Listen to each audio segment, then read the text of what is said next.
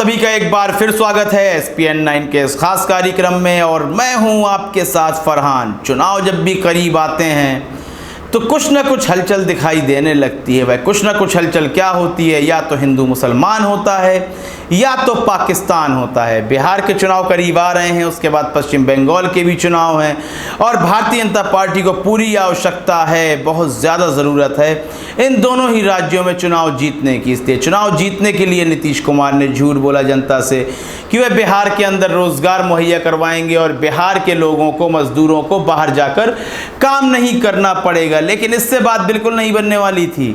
इसलिए राजनाथ सिंह सामने आ जाते हैं।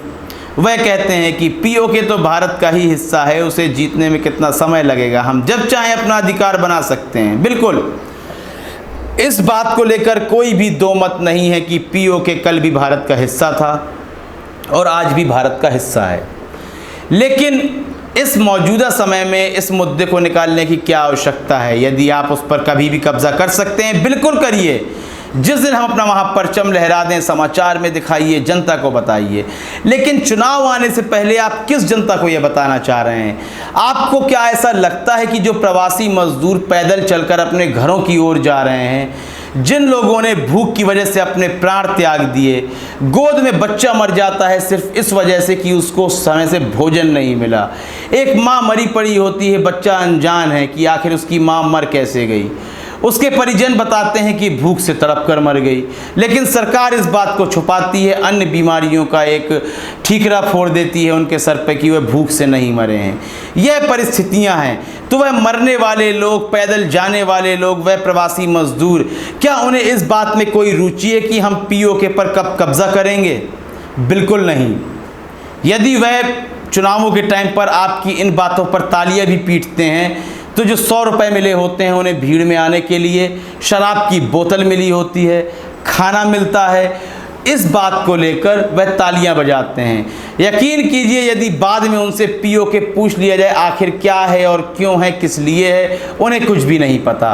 तो फिर जाहिर सी बात है, सीधी सी बात है, राजनाथ सिंह पीओके वाली बात किसी और वर्ग को समझा रहे हैं। लेकिन कोई और वर्ग भी क्यों समझेगा? पूंजीपति को भी पीओके से मतलब नहीं है।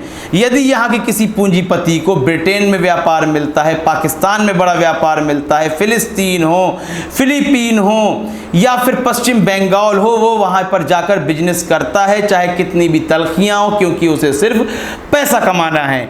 तो पीओके से ना ही पूंजीपति वर्ग को मतलब है और ना ही उस निम्न वर्ग को मतलब है।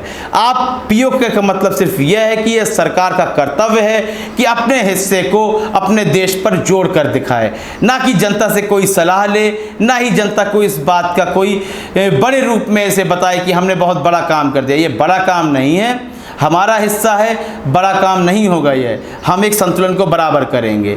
तो आपको क्या लगता है कि चुनावों के आते ही पाकिस्तान का मुद्दा सामने आ जाता है? टिड्डियां आ रही हैं तो वह भी पाकिस्तान ने भेजी हैं। एक कबूतर को लेकर समाचार के बड़े बड़े एंकर इतनी संगीन तरह से बातें बताते हैं जैसे कबूतर के पास से हथियार बरामद हुए हों। तो इन बातों का कोई मुद्दा बिल्कुल नहीं है, कोई मतलब बिल्कुल नहीं है, बल्कि मतलब यह है कि रोज़गार कैसे मिले, लोगों की भूख से जान ना जाए, देश की अर्थव्यवस्था को कैसे ऊंचले पायदान तक ले जाया जाए, किस तरह से बांग्लादेश हमसे अर्थव्यवस्था में आगे निकल गया है, जीडीपी में आगे निकल गया है। शर्म आनी चाहिए हमें और हमारी सरकार को कि एक ऐसा देश जो हमारे रहमो करम पर जीवित रहता था, आज उसकी जीडीपी हमसे हाई है, दहाई का आंकड़ा पार करने को राजी है बिल्कुल। लेकिन हम यहाँ पर हिंदू मुसलमान की भावनाओं को लगातार उबारने की कोशिश कर रहे हैं। इस संबंध में आपकी राय बहुत ही महत्वपूर्ण है, अपनी राय देना बिल्कुल भी ना भूलें। कार्यक्रम को लाइक करें, ज़्यादा से ज़्यादा शेयर करें और चैनल को सब्सक्राइब अवश्य कर दें। तब तक के लिए इजाज़त दीजिए, धन्यवाद।